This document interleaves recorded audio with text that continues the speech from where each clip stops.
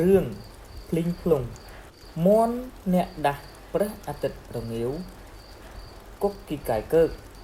តែព្រះអាទិត្យអត់ក្រោកពីគេងទេថ្ងៃនេះភ្លៀងចាប់ផ្ដើមស្រក់ផ្លេកផ្លោក់ទូចេញទៅលេងខាងក្រៅអត់បានទេភ្លៀងនៅតែធ្លាក់ផ្លេកផ្លោក់កូនបាល់ពណ៌ខៀវអណ្ដែតភ្លីងភ្លុងកម្មចិន្តាទី1លិចបាត់ហើយភ្លៀងនៅតែធ្លាក់ផ្លេកផ្លោក់កូនផ្កាយពណ៌ក្រហមអណ្ដែតភ្លីងភ្លុងកម្មចិន្តាទី2លិចបាត់ហើយភ្លៀងនៅតែធ្លាក់ផ្លេកផ្លោក់កូនទាពណ៌លឿងអណ្ដែតភ្លីងភ្លុងកម្មចិន្តាទី3លិចបាត់ហើយ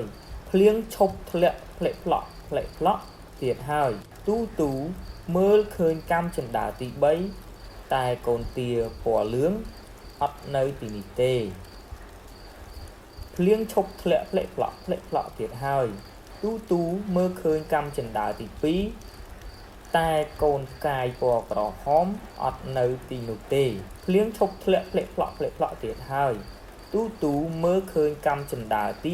1តែកូនបាល់ពណ៌ខៀវអត់នៅទីនោះទេទូស្ងល់ថាតើកូនទាពណ៌លឿងកូនផ្កាយពណ៌ក្រហមនិងកូនបាល់ពណ៌ខៀវនៅឯណាអូនៅទីនេះទាំងអស់អណ្ដើកអ្នកហែលទឹកយកមកលេងទេតើចឹងសោះខ្ញុំស្មានថាវាទៅណាបាត់ហើយតាមពិតវាអណ្ដែតមករកអណ្ដើកសោះបាទរឿងភ្លីងភ្លុងគឺចប់តែប៉ុណ្្នេះឯង